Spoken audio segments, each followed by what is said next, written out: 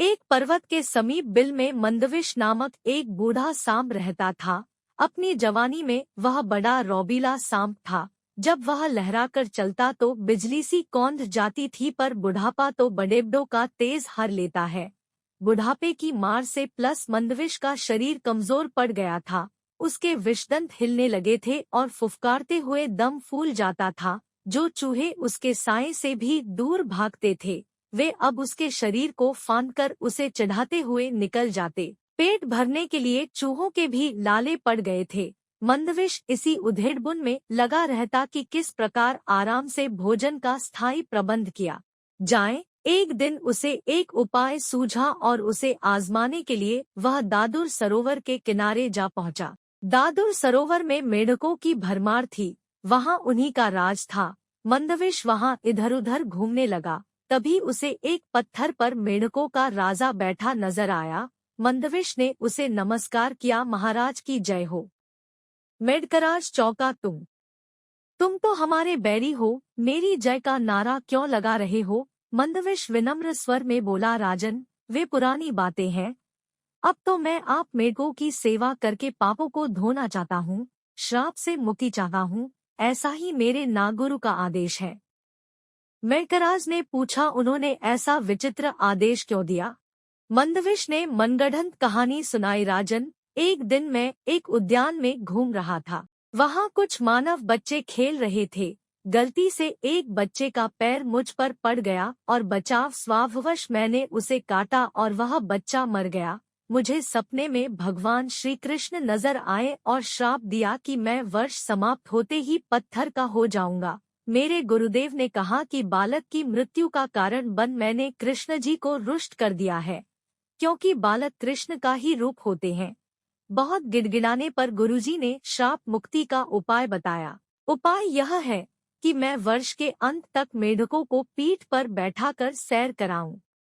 मंदविश की बात सुनकर मेढकराज चकित रह गए। सांप की पीठ पर सवारी करने का आज तक किस मेढक को श्रेय प्राप्त हुआ? उसने सोचा कि यह तो एक अनोखा काम होगा।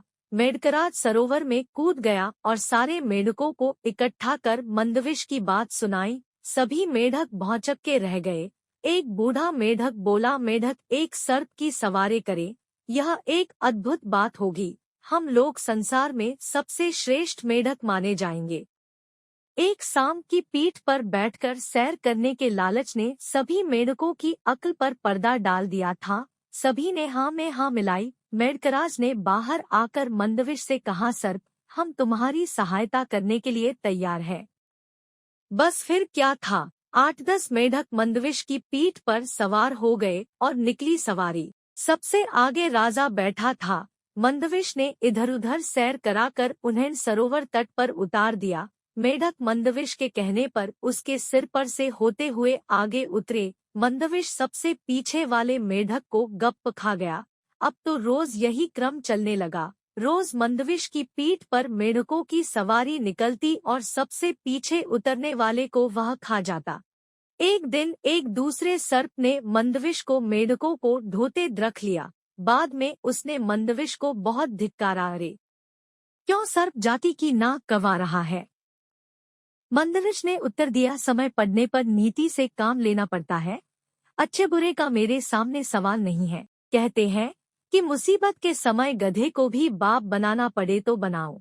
मंदविश के दिन मजे से कटने लगे। वह पीछे वाले मेढक को इस सफाई से खा जाता कि किसी को पता न लगता। मेढक अपनी गिनती करना तो जानते नहीं थे, जो गिनती द्वारा माजरा समझ लेते। एक दिन मेढकराज बोला, मुझे ऐसा लग रहा है कि सरोवर में मेढक पहले से कम हो गए हैं, पता नहीं क्या बात है।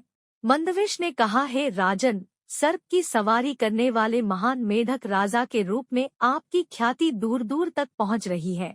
यहाँ के बहुत से मेढक आपका यश फैलाने दूसरे सरोवरों, तलों व झीलों में जा रहे हैं। मेढकराज की गर्व से छाती फूल गई। अब उसे सरोवर में मेढकों के कम होने का भी गम नहीं था। जितने मेढक कम होते जाते, वह यह सोचकर उतना ही प्रसन्न होता कि सारे संसार में उसका झंडा गड़ रहा है। आखिर वह दिन भी आया जब सारे मेढक समाप्त हो गए। केवल मेढकराज अकेला रह गया। उसने स्वयं को अकेले मंदविश की पीठ पर बैठा पाया तो उसने मंदविश से पूछा, लगता है सरोवर में मैं अकेला रह गया हूँ, मैं अकेला कैसे रहूंगा? मंदविश मुस्कुराया, राजन आप चिंता न करें, मैं आपका अकेलापन भी दूर कर दूंगा। ऐसा कहते हुए मंदविश ने मेंढकराज को भी गप से निगल लिया और उस मेंढक को भी दूसरों मेंढकों की जगह भेज दिया।